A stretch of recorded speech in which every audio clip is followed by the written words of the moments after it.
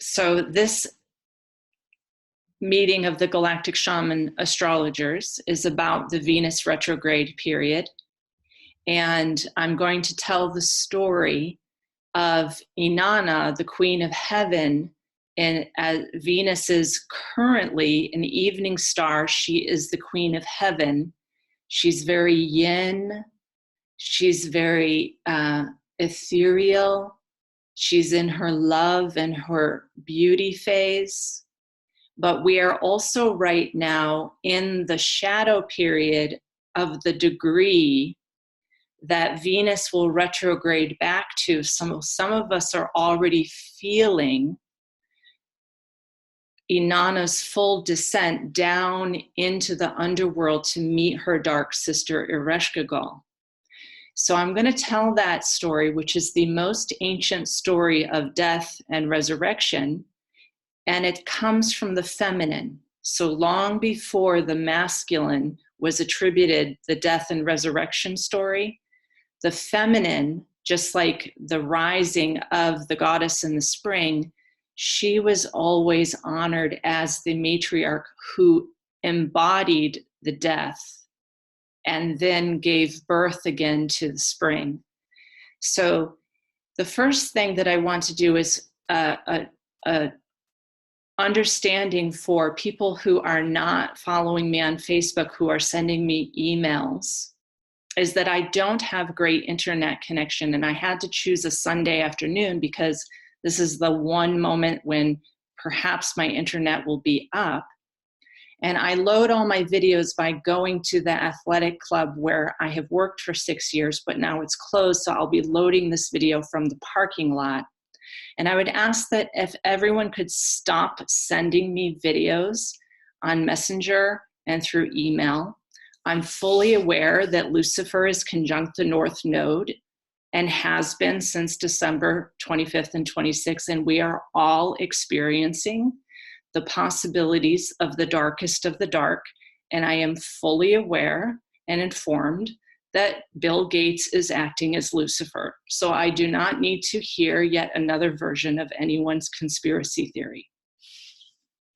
So with that, I will say that I am guilty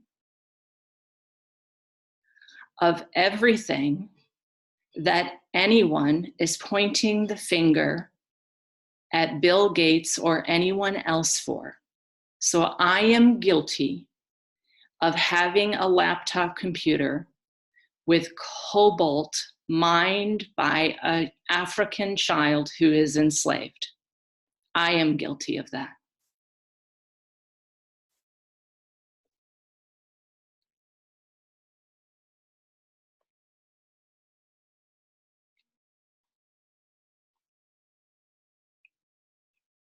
I am guilty of using the internet when other young children are trying to do their schoolwork.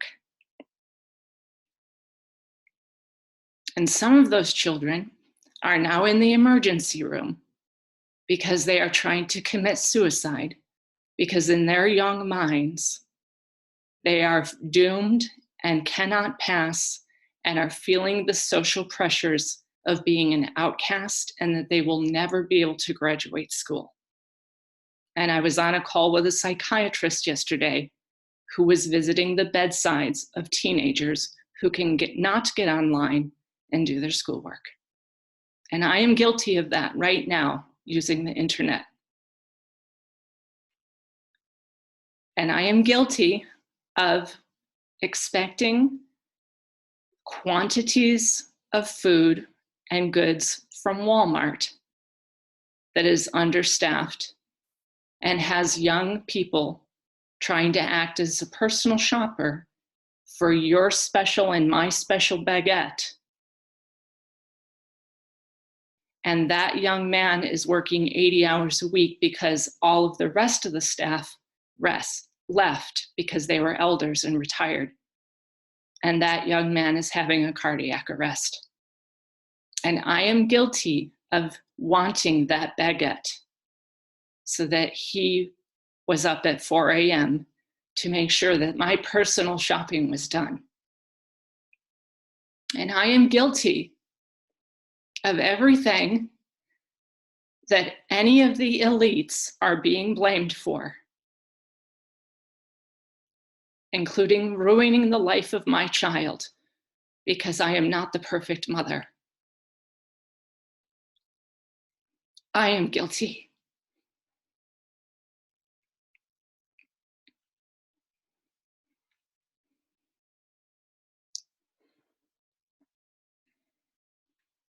And I am guilty of polarizing and blaming and finger pointing. I am guilty of that.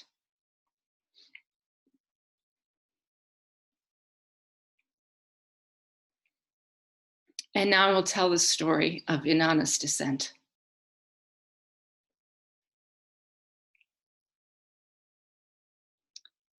Innana is the goddess of heaven, and she wears a beautiful crown. And on her crown are the many planets and stars, and it is sparkling with the beauty of Creator's light. And she wears a beautiful brooch on her throat of lapis lazuli because she is the high priestess. And she wears a gorgeous breastplate that accentuates her beauty. And she has a wonderful girdle that shows the Venusian qualities of her sexuality. She is Aphrodite. She is lovemaking. She is all that pure bliss and ecstasy that is divine. Her thighs are adorned with silks.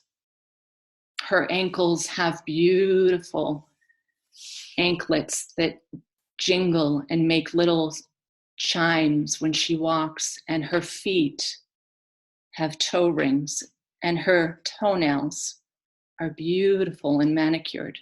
And she is the queen of heaven, and she enjoys her beauty and this wild delight. She has a wonderful boyfriend. His name is Dumazi. He's a shepherd boy. And because he's a shepherd boy, she enjoys having her way with him. She has lived with the many splendors that the queen of heaven would enjoy. She has perfumes. She can anoint her skin with the most beautiful balms. She can eat the most delightful foods. She enjoys the sensuality of the flowers and creation.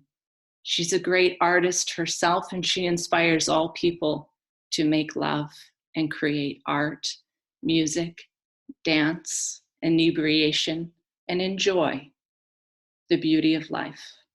The Queen of Heaven is ethereal in that she can receive with grace all of these beautiful and abundant things. And in her enjoyment, one day she listens and she hears crying and she hears lamenting. And for a moment, she just bypasses that and goes back to hear the singing of the birds and the beauty that is the sky. But then she hears crying and lamenting again. And suddenly she listens, and it is her sister, Ereshkigal. And Ereshkigal is crying a great, agonizing lament. And Innana says, I think I must go to her. She's crying like I have never heard her cry before. And Innana looks at her beautiful creation and the paradise that she lives, and she goes to the gate that would lead her to the underworld. And she opens the gate, and she smells a strange smell. She has never smelled anything like that before. What is that smell? Something's decaying. She goes through the first gate, and the guards remove her crown. her all-knowing, her perfect connection with Source, her crown is removed and she is surprised. At the second gate, her throat brooch is removed, the symbol of the high priestess, the lapis lazuli, and she can no longer speak. At the third gate, her breastplate is removed. Her heart suddenly feels pain she has never known before.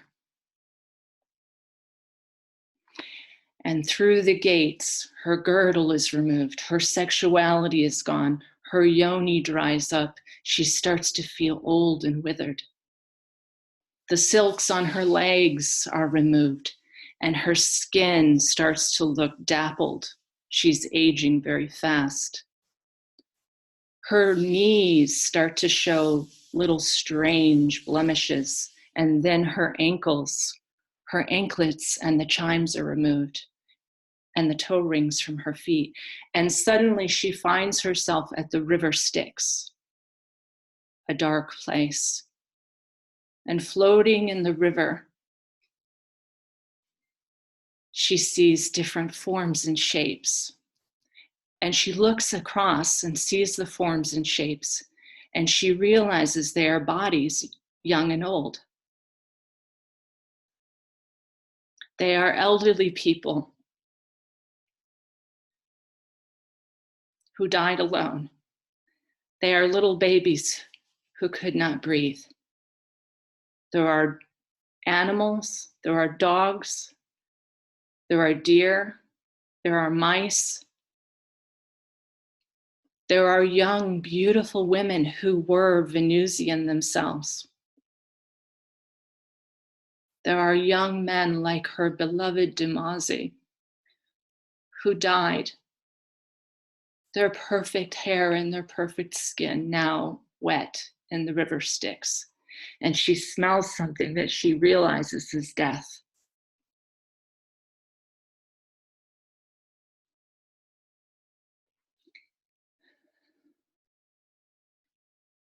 And she gets into the boat with the boatmen at the river Styx. And she cannot speak. She cannot explain that she is the Queen of Heaven. And she is rowed across the river Styx. And she hears the funeral lament, screaming in agony, crying out loud. And she goes, and there is her dark sister. And her dark sister has pulled her hair out as she is screaming and crying, and her belly aches, and her flesh looks gray, and she smells terrible, and she is crying because her own beloved husband has died. And Ereshkigal says, "My sister, you have come. I am crying because my own beloved has died. In addition to my lament for the many who come to my underworld place, I am now crying for my own beloved husband." And Innana says, I'm here for you, sister. I'm here for you. I see that you are in lament, and I bless you. And Ereshkigal looking at her going, "Okay, thank you, sister, but I don't really feel that you feel anything yet." And Innana says, "Well, I'm not sure that I can really feel what you feel. I'll bless you and I'll be going now." And Ereshkigal looks at her sister and she gives her the evil eye.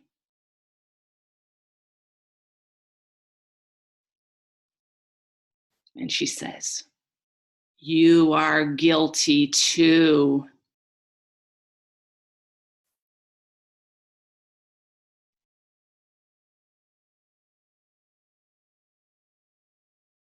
And suddenly everything that Innana was ever guilty of in her enjoyments, in her perfect paradise,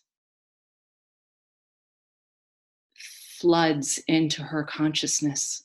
And Innana looks at her and says, "You are guilty too." And she takes her sister and she flings her upside down and hangs her on a meat hook and declares her dead.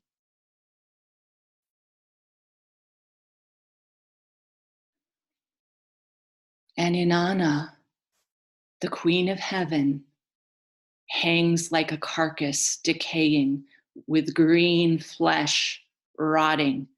And in those moments, her consciousness is flooded with the many, many enjoyments that she enjoyed as the Queen of Heaven. And suddenly she realizes that all of those beings floating by in the river Styx were her servants, were supporting her perfect paradise, and that she is guilty too. That woman who was decaying in the river Styx was Dumazi's former wife. And Innana ruined her life when she took Dumazi. And that woman committed suicide. And suddenly Innana realizes that she is guilty too.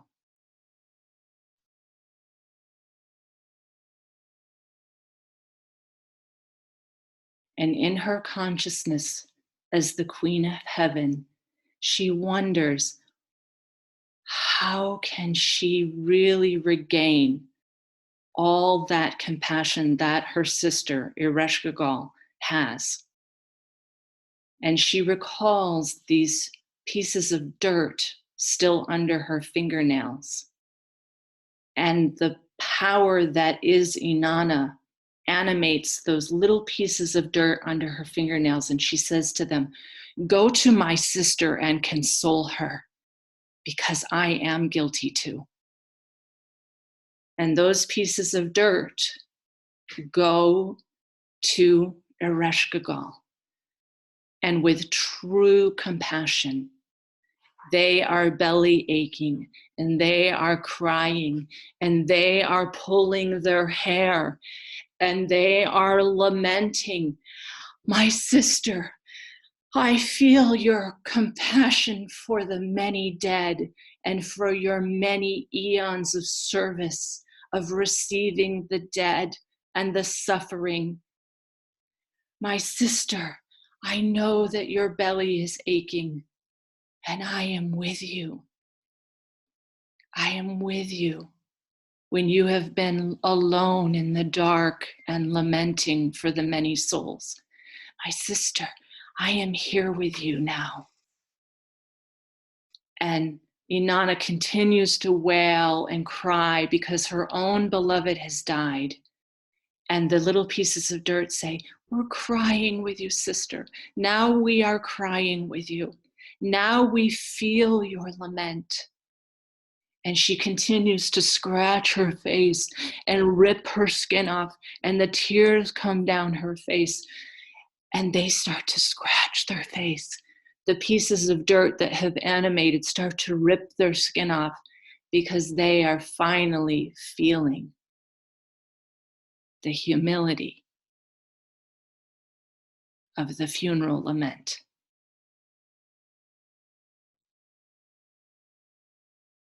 And in that moment, Ereshkigal turns to those little animated beings and says, "You have compassion too. I will grant you a blessing."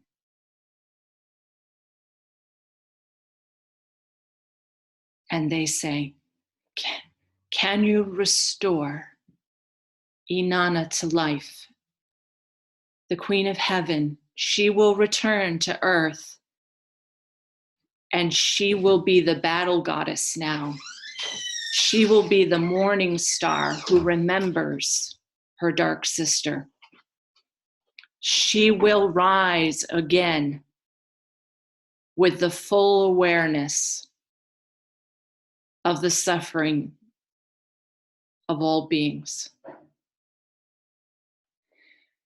And Ereshkigal considers that and says, that has never happened before. No one who has come to the underworld has ever risen again in the same form. I will consider that. And the little pieces of dirt from Innana's fingernails wonder too. Will the Queen of Heaven ever rise again? And Ereshkigal does make a decision to allow her sister to rise again with the complete knowledge of the underworld and the suffering. And that when she's in her great enjoyment in the upper world, there is suffering too.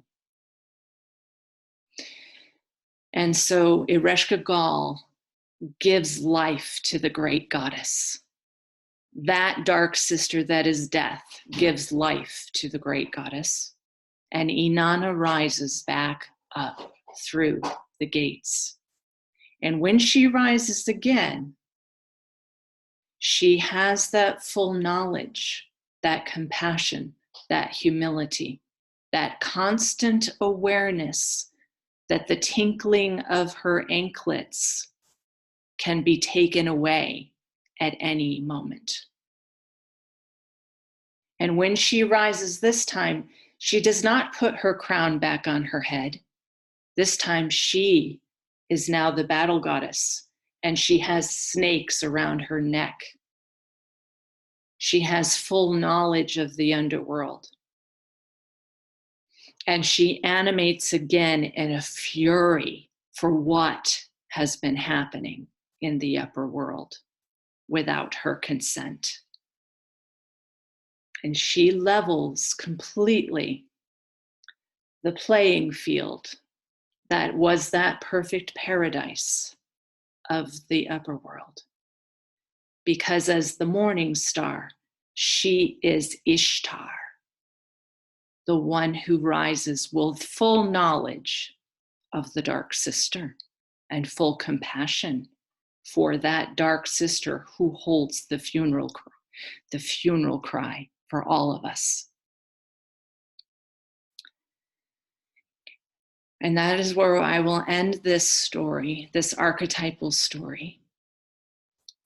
And as much as I would like to pause there and let everyone feel that, I will add some of the astrological details to this, because this funeral story I have been very much incorporating for many days now, and going down to the river and crying in agony that funeral lament.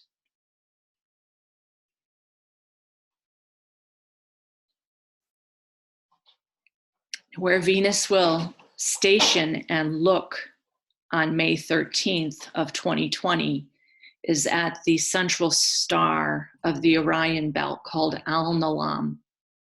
And Al-Nalam is the white fire of transmutation that will return us back to the oneness.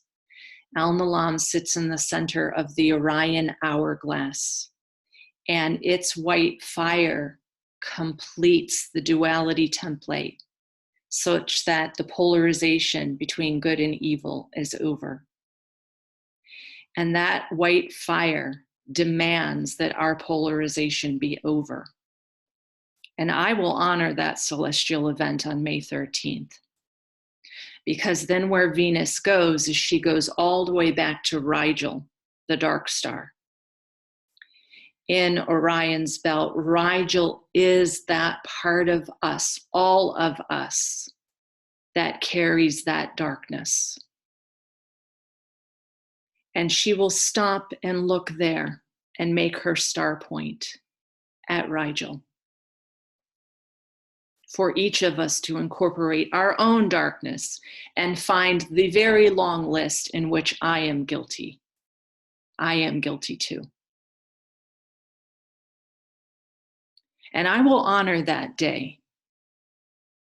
And I will make the long list of where I am guilty too, as I am already working on this, because that is my job. And then when she returns back out, she will recover those degrees back to Al-Nalam, the central star. And that'll be between May 13th and June 25th. And then right after that, Mars will enter Aries. Venus will be the battle goddess at that point, and Mars, the god of war, will be in his own sign. And I, as an astrologer, know what that means. But I'm going to let the group speak with whatever they're feeling or what has been happening for them. They don't have to talk about it astrologically, but anything that's coming up, I will hear from the group what they have been experiencing or what they see coming, or anything that they care to share. So let me stop there and see if there are any things that people want to share.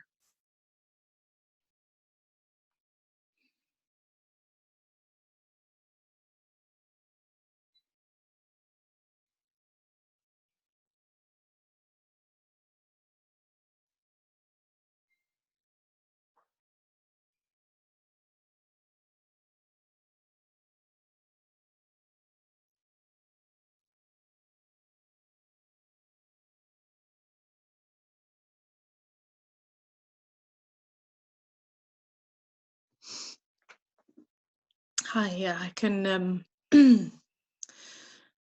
try and share.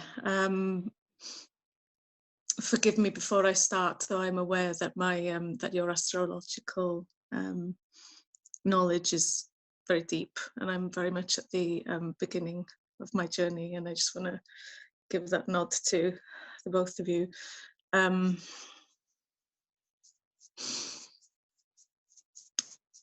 My 7th house is Gemini. So I very much feel this as, I feel like there's a personal journey that I'm going through. And it's very much, not that it's separate to the collective journey, but there is a part of me that feels like I'm witnessing the collective journey.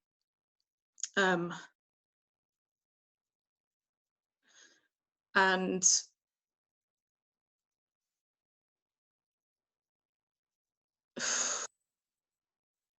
noticing my own journey and putting my attention on my own journey. Felt very much like looking into the truth of who I am. And it's interesting you talking about that amazing story, that amazing unraveling of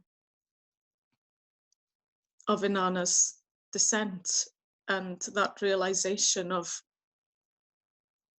her own guilt.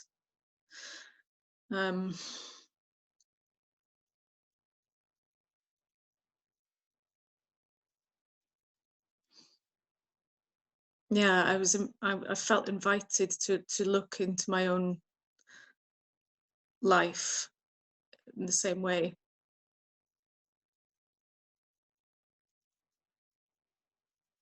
And I feel that is true for the collective as well at this time. There's something between self and other. I feel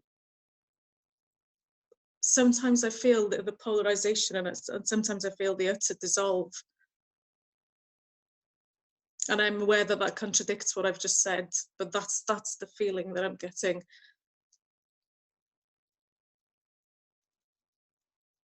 So it's, yeah, about self-responsibility, that honest self-responsibility.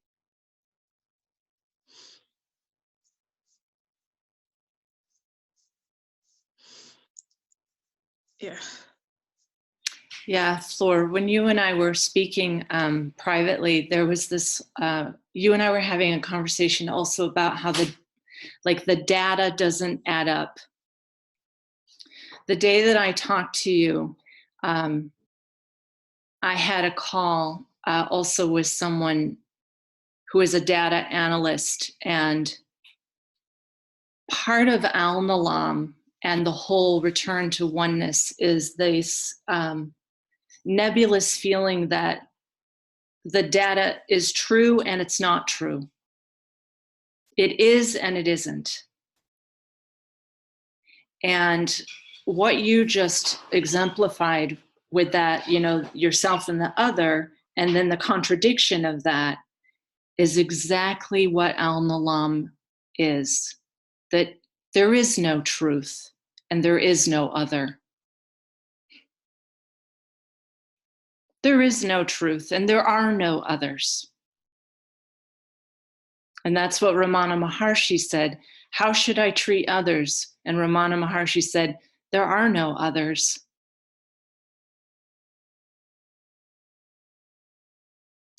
So that dynamic that you have, and I know your chart personally, and that you have planets in that 7th house that will be very affected by this Venus retrograde.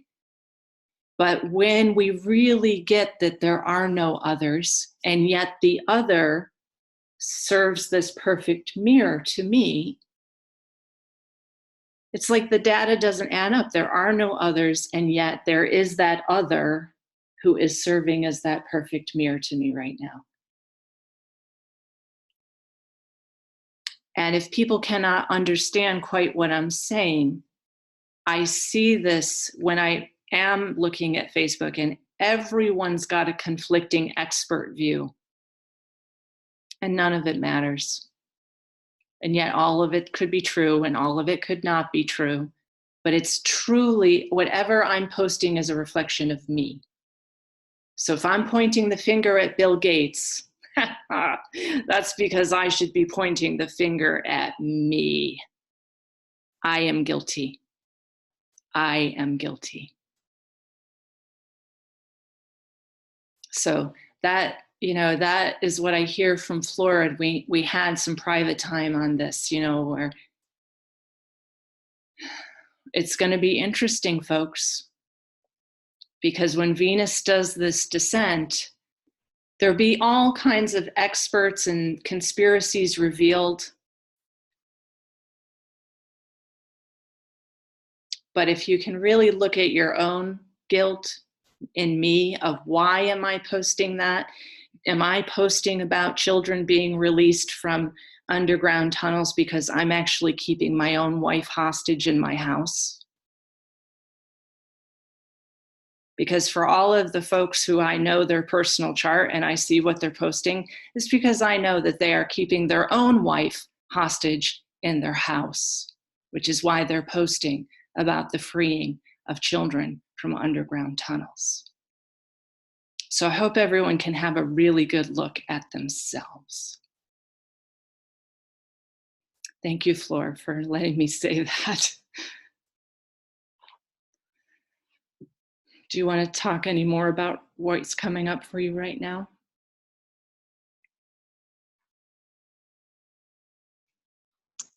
Yeah, just an interesting experience, I think, timeline-wise. As you know, one of the things I decided to do was to cut my hair during this time and shave my head. And I held a funeral for myself during this time as well, to honor the energy of death and to honor the passing of 10,000 souls. In this country alone, 10,000 souls at once.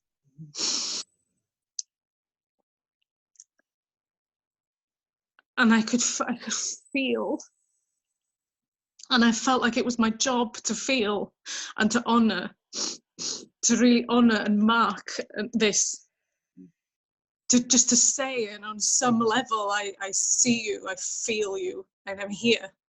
I'm here. And since doing that, I have felt a shift within myself.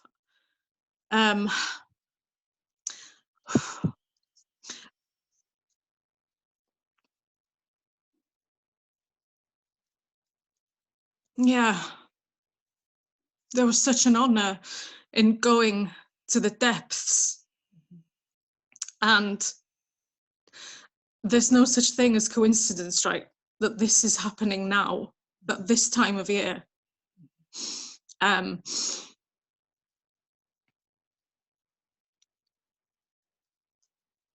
just want to honor the collective, and I want to honor all parts of this story.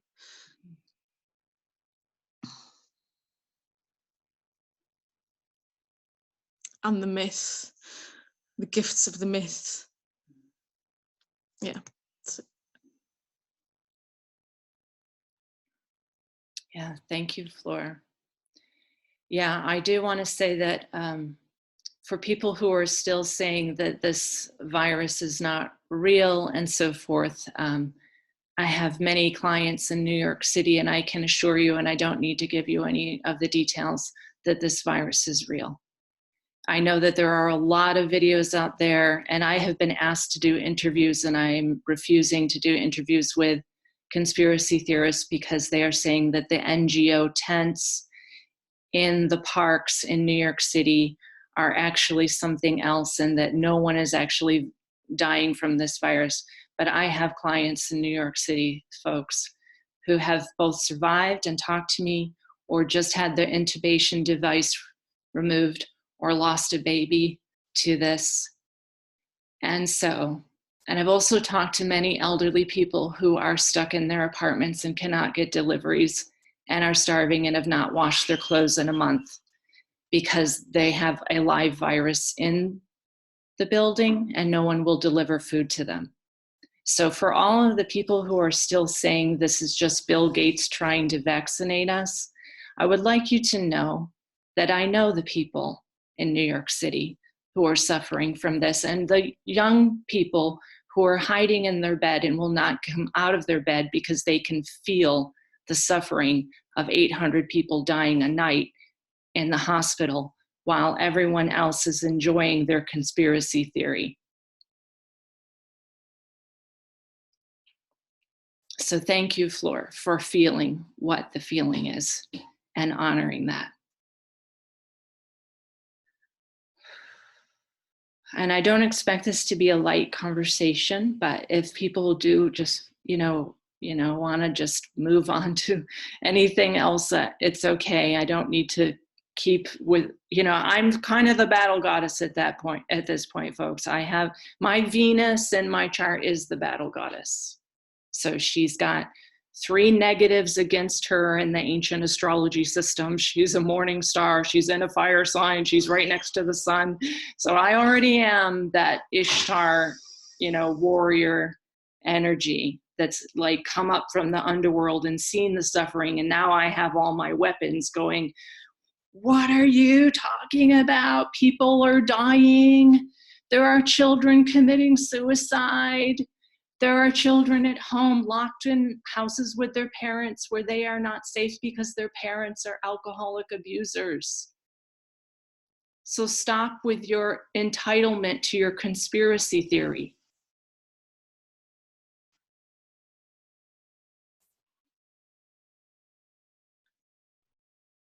So in me, the battle goddess is very much present. She's, all yang and fire and Sagittarius at the fixed star Antares, which is where she is in my chart, which is the heart of the Scorpion.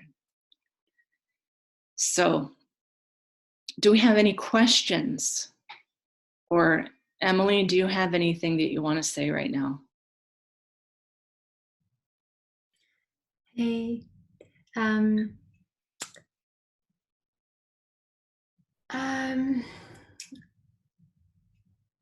for me, Venus is in Scorpio, which is a 4, and more evening star, from what I understand. She's after the sun, so that's evening star, isn't it? Yeah, below the horizon.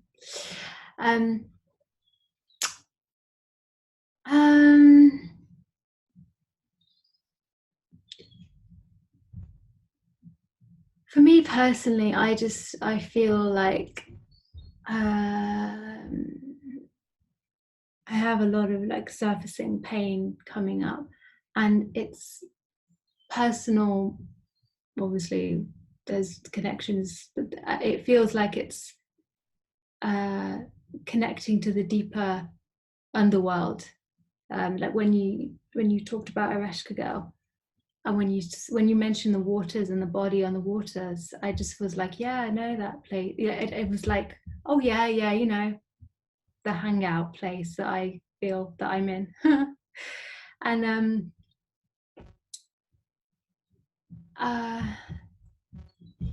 yeah, so it feels like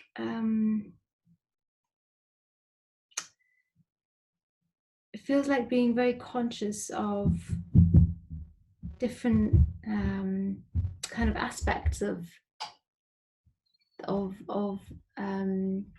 person of myself, and also collective consciousness that come to me that want compassion. It's really that word compassion in the last week. It's like, I just like, how can you embrace and allow us to be present in compassion and not try to get rid of them? Because I think for a lot of us, we're so used to trying to get rid of stuff, and so on an emotional level and spiritually, and then so it's, and that perfection of needing to keep things in that state, even like on a mundane level, allowing things to be really messy, and to be in the process, rather than feeling like everything's together, just letting it really unravel. And in the daytime, I feel really like I don't like being alive in the day. I'm finding the day really difficult, and there's like a paradox, a balance between feeling really drawn to the sunlight and feeling really like, yeah, opening the light into the shadows, into the depths. There's that yearning of that connection, and then there's that, but I just want to go down. And it's like that again, that polarity of like, oh, and I want to go down, and it's like I want to feel both things, and I need to go. It's almost like really masculine waves of, okay, I'm going to do the like sobbing, and now I'm going to go and like laugh in the sunlight, and I just naturally kind of do it.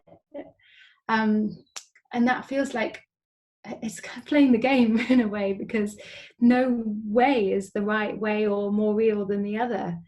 But I guess it's really easy to get lost in it and get really confused in the thing, but letting it be an exercise of experience and service.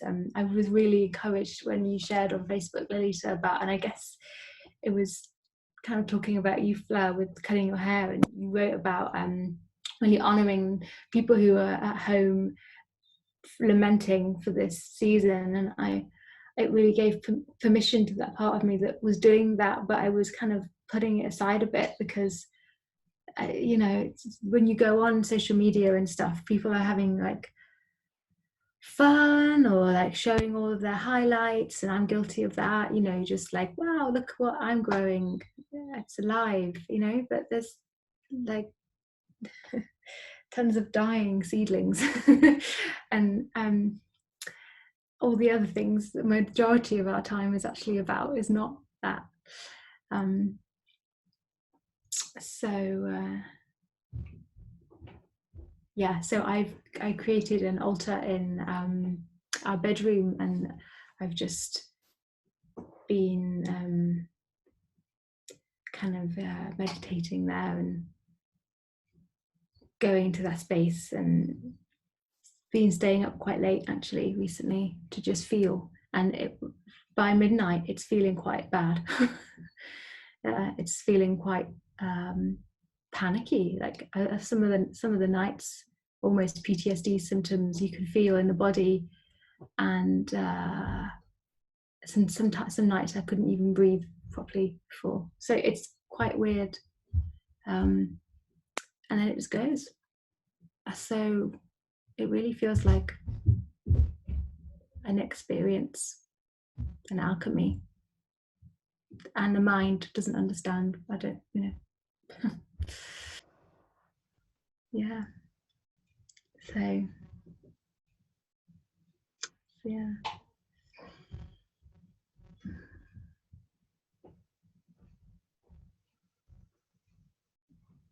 Well, I think Emmeline is kind of seconding what Fleur said about that the mind doesn't really understand. That there's a massive unraveling. I think with Venus and Gemini, she's always very smart.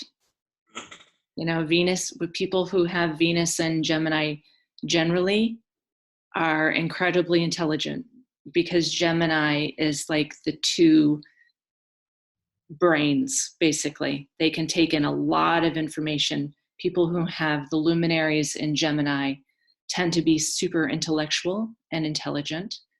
And the whole story of Venus's descent in Gemini is this process of none of it makes sense. I'm going to get back into my heart. And it's all going to unravel. And sometimes I'm happy and sometimes I'm sobbing. Some of the seedlings that I'm making pictures of are alive, but most of them are dead.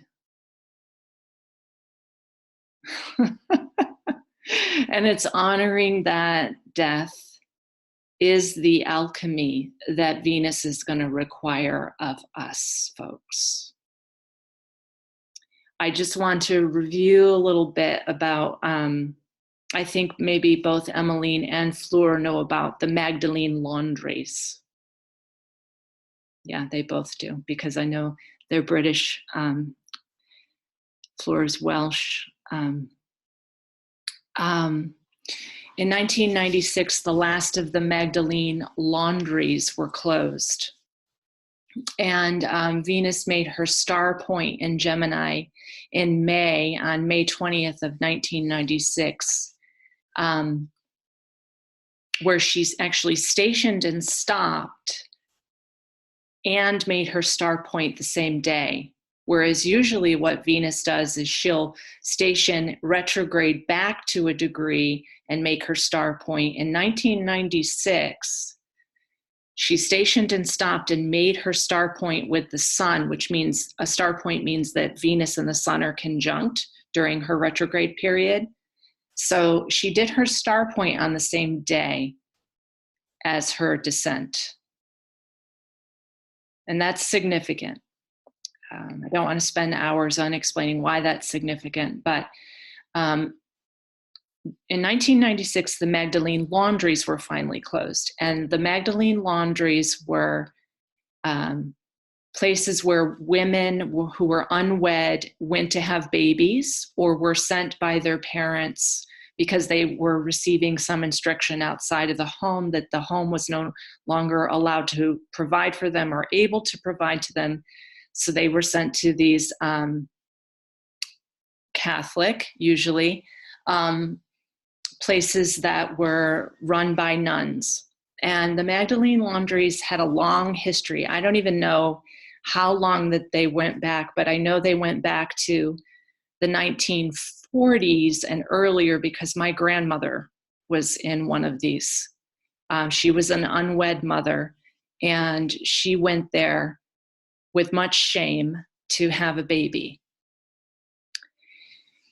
And this is a very heavy personal family story, but the Magdalene laundries went on for a long, long time. And what was going on there was that parents would send their daughter who was pregnant, usually from incest, the rape from their own father or their uncle, or, maybe they also just fell in love with a boy and had sex, and you were not allowed to be an unwed mother. So women for maybe a long time, I don't know how long they were open because there's not good records, were sent to these places.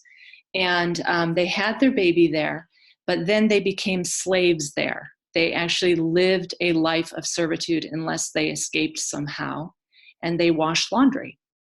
But during that time, they were often raped repeatedly by priests, and they were beaten extensively by nuns. Their babies were raised there too, or their babies, some of them were given for adoption, or in Ireland, a mass grave has been found of babies behind these, I'm going to call them institutions, but mass grave of babies. There were also mass graves of women that had broken limbs because they were beaten terribly. And so mass graves of women and children. And this went on for a very long time. And in 1996, apparently the last of them were closed, and there was lamenting. I watched some of the interviews from people, both women who escaped, and also people who were siblings of the babies that were in these mass graves that will never be honored properly. They don't have correct identification or names. So Venus sometimes, when she goes through Gemini, she reveals that underworld kind of information that none of us want to hear. And that is potential too. Okay. In 2012, Venus did her eclipse in front of the sun. And the Tantric Buddhists said that the fierce feminine would rise for at least 100 years if we are on the planet that long, which I doubt at this point, given the level of species extinction and loss of topsoil. But in 2012, when Venus passed in front of the sun, the Tantric Buddhists and other Tantric practitioners said, now we will hear from the fierce feminine for those horrors of women and children in the Magdalene laundries. So if you've never investigated the Magdalene laundries or the orphan trains of the 1800s in which hundreds of thousands of orphans were taken and put to work as children in factories, many of them came from Wales and Ireland and Britain. Okay. And there's a massive history that humanity has yet to really feel.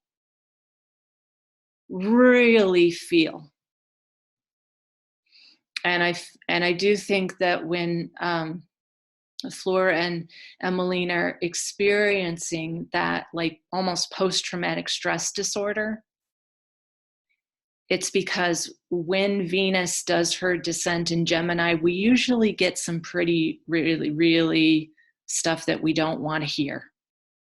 And we have to come into our heart. Now, back when the Magdalene laundries were closed finally in 1996, there wasn't the internet. So there weren't tons of people saying, oh, you know, there's a mass grave of babies behind this institution here.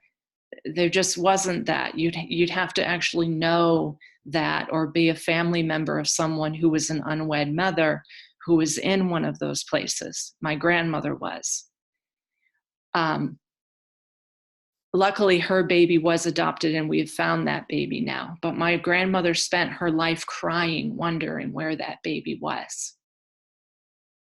Because that was the beginning of, not the beginning of, but that was part of the human trafficking too, where some of these babies were used for things that were unspeakable. Okay.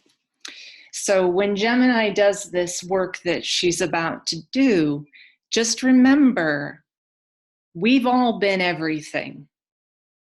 And I would like everyone to point the finger back at themselves and say, where I am guilty too. Because I am guilty too.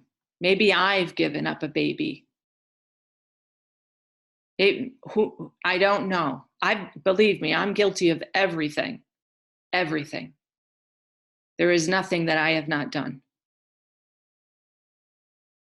that the elites are being blamed for right now. I am guilty too.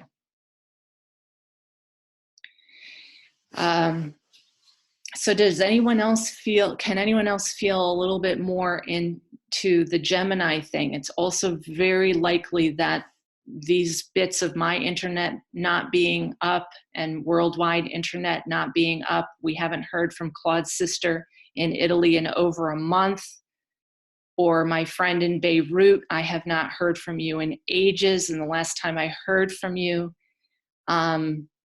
there were mobs in the street and the banks were closed down and you could not withdraw your money. So for my friends who already have lost their internet, you probably can't watch this video, but I do think there's a possibility that we will lose that kind of Gemini communication. So any other insights into like what I've said or what you think this Gemini retrograde could mean?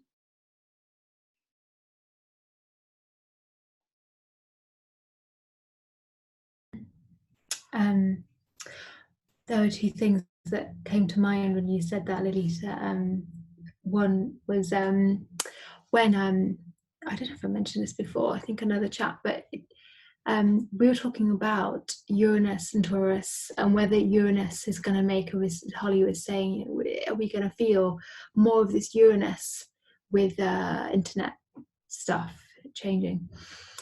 And what is interesting to me was when I was looking at Johnny, my partner's solar return chart last year for this year we're now in, and we decided to read it. And as we read it, and I said out loud, oh yeah, you have the ascendant conjunct Uranus and Taurus. And as we said that, the lights went off. It was nighttime. We had a regional power cut. And all the alarms went off outside. There were lots of alarms going off outside. And we just went outside and it was like an apocalypse. It was like alarms going off. People were like walking out their houses. It's really weird. And the internet was down. Everything was down. And I guess that was like 10 minutes, just quite a long time normally for power cuts. So yeah, it just got me thinking about that because that seems to be a sign of something. So that's the little tidbit came to mind. And the other thing is that I've been watching, another thing Holly was mentioning on our chat was about a series called the Shannara Chronicles.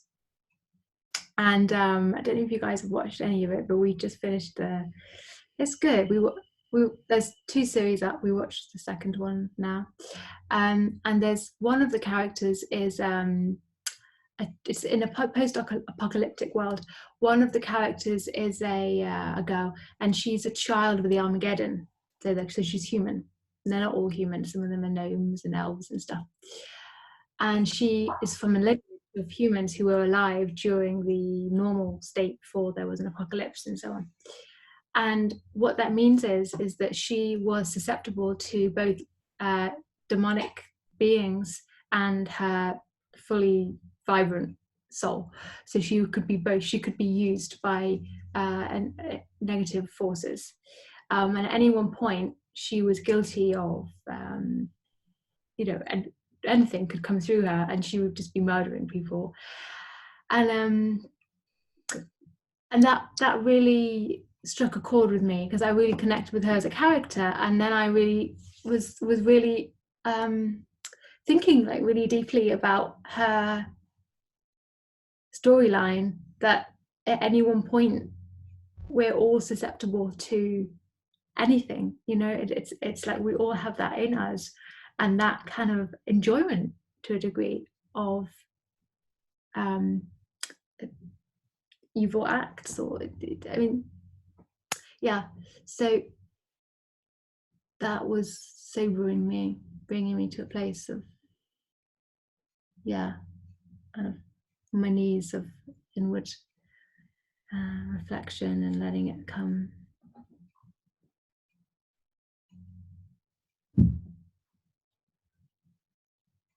Oh, and one other thing to add about that is that we then looked today, and that actress who played that girl was the same actress who played the little girl in Pan's Labyrinth, who goes down and through the maze of Pan's Labyrinth and confronts the, and that's set, I think, in the Nazi era.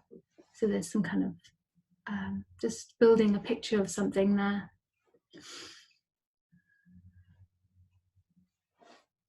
Yeah, my elders are very concerned, and they're, you know, because some of them are old enough to remember the Great Depression. They're very concerned that the internet is going to go down and the world has become dependent upon ordering your food on the internet. So I know, Flora, you're the person that delivers food to somebody who's not doing it on the internet, but a lot of people are super dependent because they live in apartments. And one of the elders that I speak to a couple of times a week to just give support to, he's very scared that the internet, he's alone in an apartment in New York City, and he's very afraid. Like, he doesn't know anything about astrology. I don't talk to him and things like that, you know, but he already knows that any day the internet could be down and there will be no one that he can speak to or communicate with, and there will be no delivery of food. So there may be some lamenting around that. And the other elder that I actually go to her house and help her with her food and her chores, she also is very concerned that if there is no way to communicate with anyone, will anyone come and show up? She's in a wheelchair. Will anyone come for her?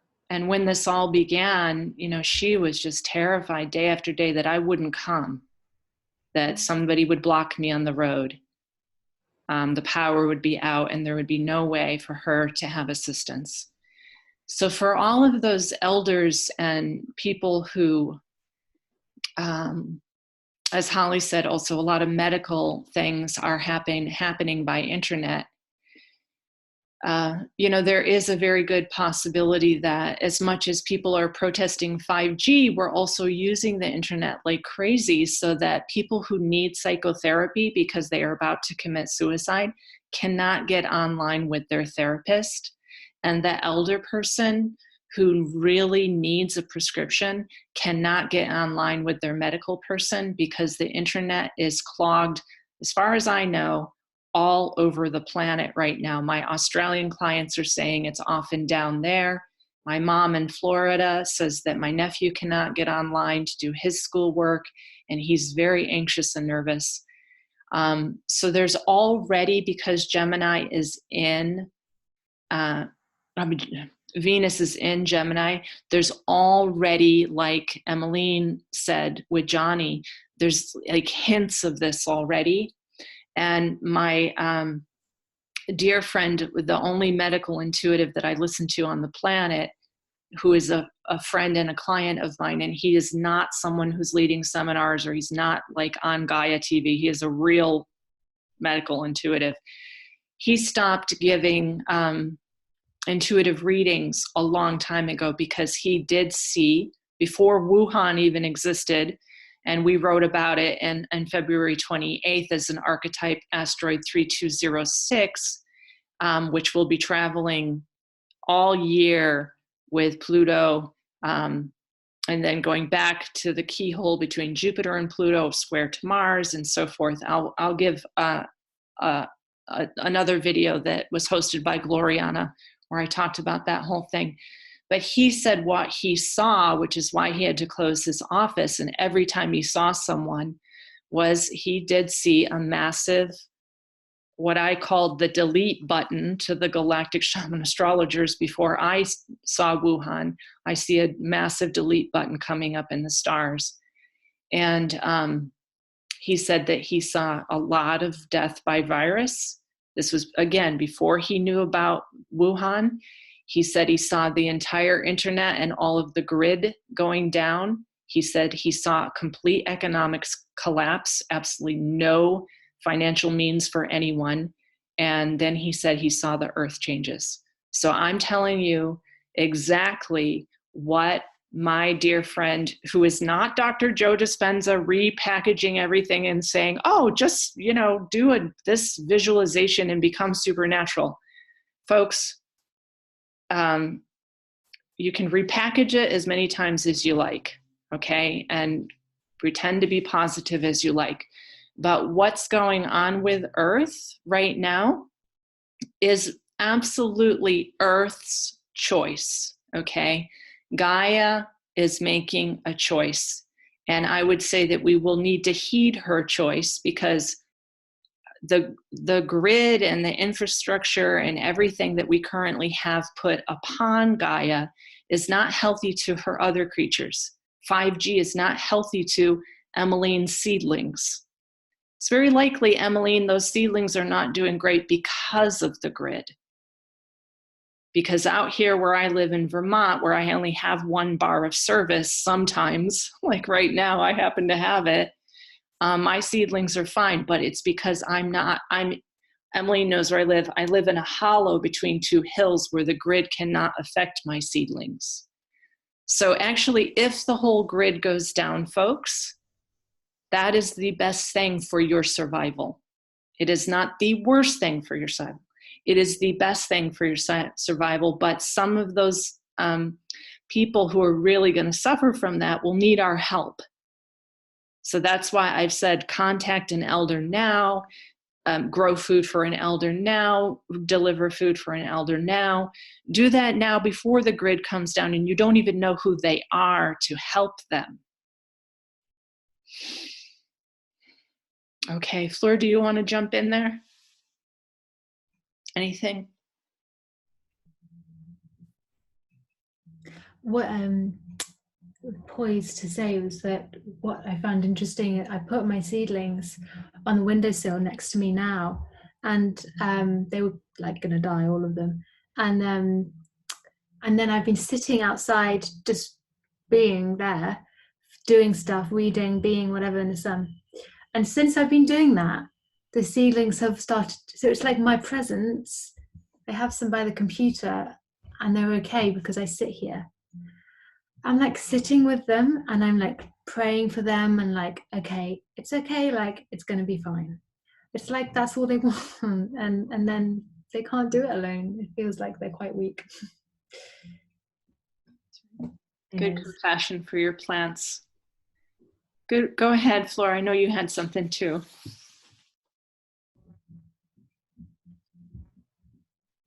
No, I was just saying,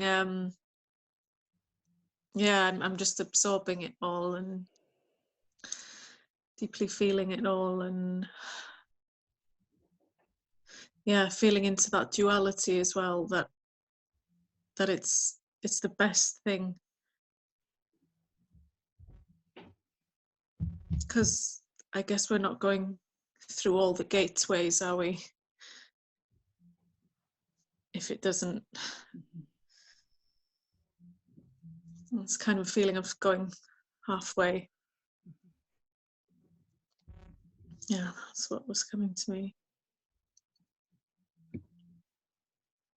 Yeah, that's a really incredible point that both Emmeline and Fleur are making. Gaia's not going to let us off and return to normalcy unless we have gone all the way. I hope everyone understands that.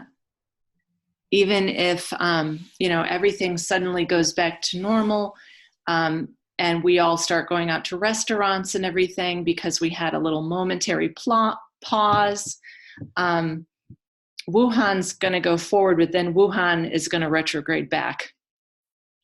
So Wuhan will actually retrograde the same time Venus will, which is also very interesting. So Wuhan will go forward into Aquarius and meet Saturn, but then when Venus retrogrades back, Wuhan will retrograde back to Pluto again as Venus does her descent.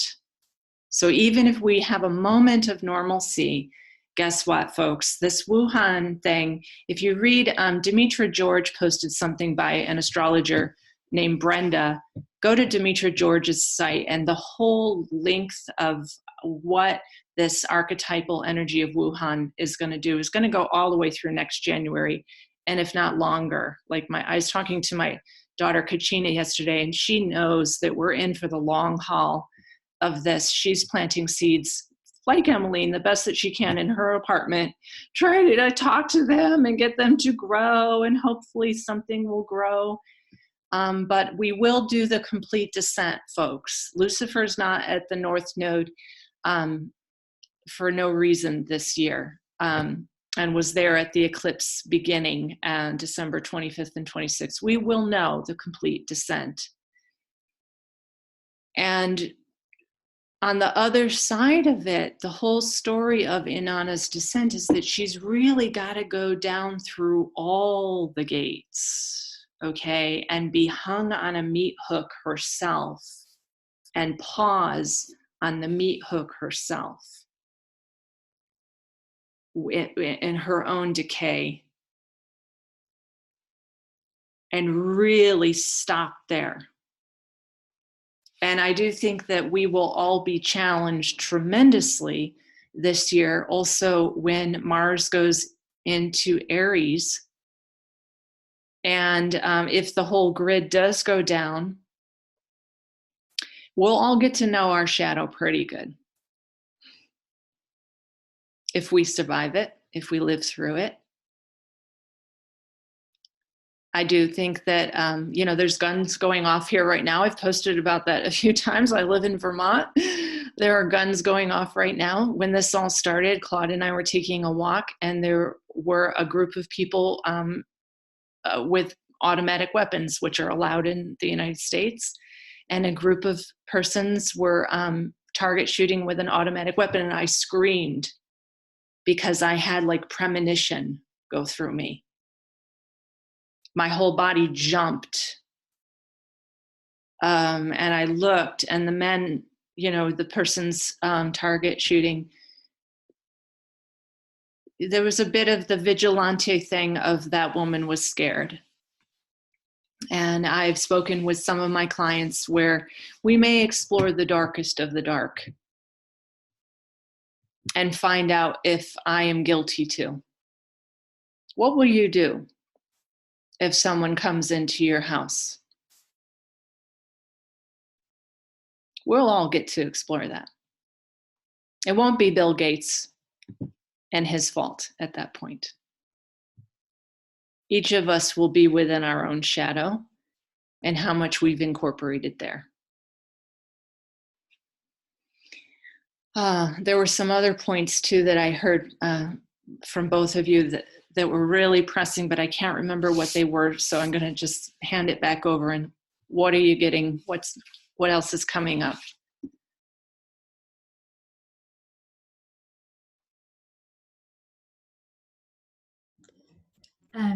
What's ringing really true with me, what you're saying about it's like words. So Wuhan retrograding back, so going forwards into Aquarius, and it feels like it feels very much when people say, when this is over, we get back to our normal lives. And I'm feeling like it's never gonna be, it's not linear, it's not like it's never gonna be over. Like, things will go in waves, and there will be change, and it will have consequences forever. And I think that's what comes really strongly for me, is to really be able to dwell on that in a practical way as well. I felt like when this whole thing first sort of hit off here, we had a very marked response. Everyone was going online ordering stuff, and it was like a very sudden, sporadic, obviously like drill. And I was guilty of that as well.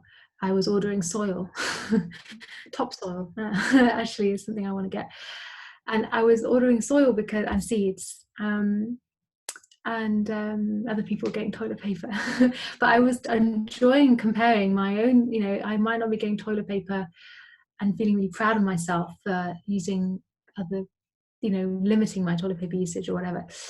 But then bulk buying in soil or seeds and things like that, and they're useful, but it was a bit over the top. And it made me think that it feels like this is a time of preparation. So it's not like it's all 2 days and it's all just collapsed, but it's like now we really need to be sober minded with what's been going on, because it might be more of a crunch line, just because that week when it all first shot up is gone. I feel like that's kind of like a grace of, this is, you know, be aware, and now you have your time to prepare, and you know there's grace, but take heed of that, so that you can be prepared. Yeah, does that resonate with you guys? Oh yeah, absolutely. Flora, how was that for you when you first got the message, and anything you want to put in there?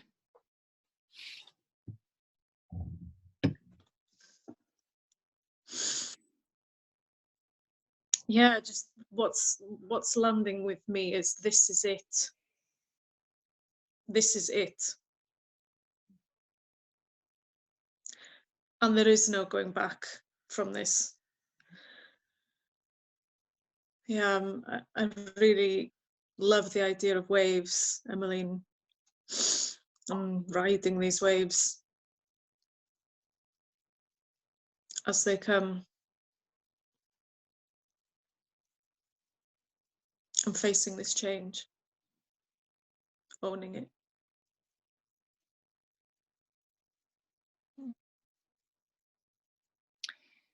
I'm going to reveal a little bit of something that Flora and I talked about privately, but I'm not going to reveal her personal stuff. But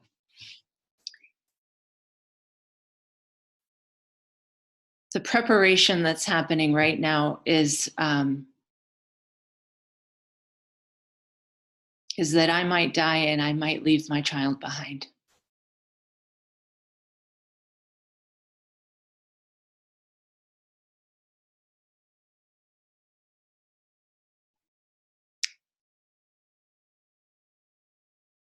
And there will be unfinished business.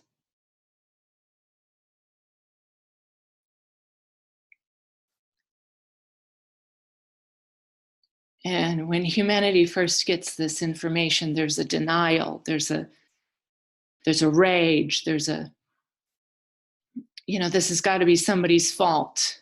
They're trying to vaccinate us all. But if you get underneath that initial shock that came,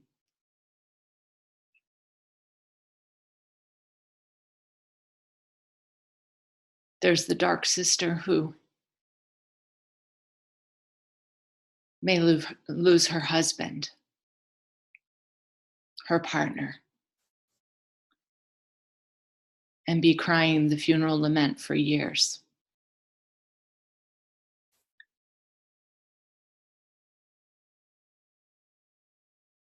There's unfinished business. There's more places we wanted to go. We're very young.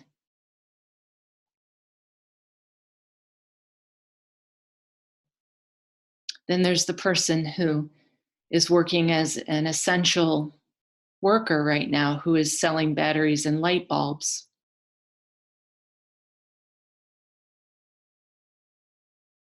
And he keeps selling those batteries and light bulbs because people need batteries and light bulbs and they're stocking up. But then he gets the virus and he gives it to his mother, and his mother dies of that virus. And there is a lament because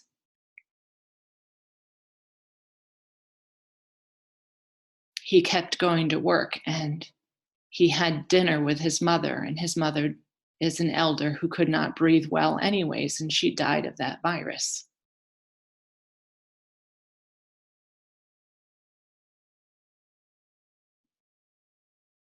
And one of the things that Flora and I were talking about was that, you know, there is this level of like, we need to really look into death. And this is an opportunity to see how precious life is, and that there may be unfinished business. Because when Flora and I were talking about this, she being 36 years old, I said, my beautiful father died at 36. And there was unfinished business.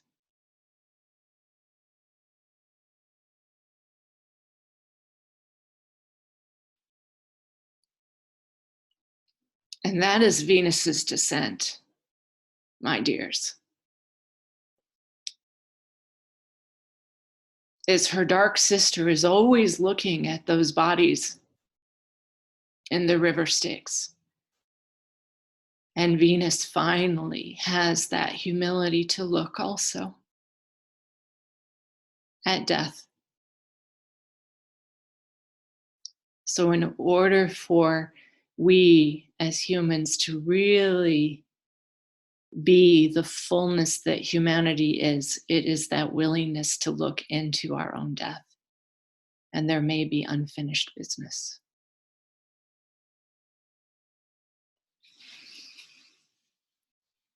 So I'm going to stop there and see if there are any closing feelings or statements that you want to make.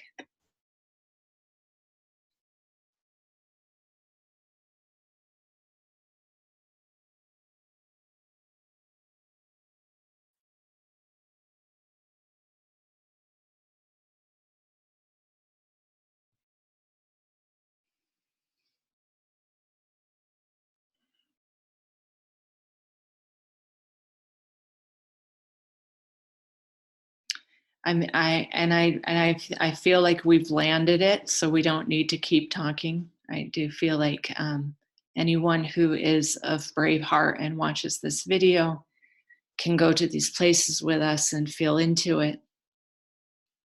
My internet is not good, so I don't know how many videos that I can make at this point, but I'm grateful for this. I'm grateful for the time of the quiet. Gloriana Fontaine made a video where people did ask me questions of what this means and what is the Wuhan asteroid.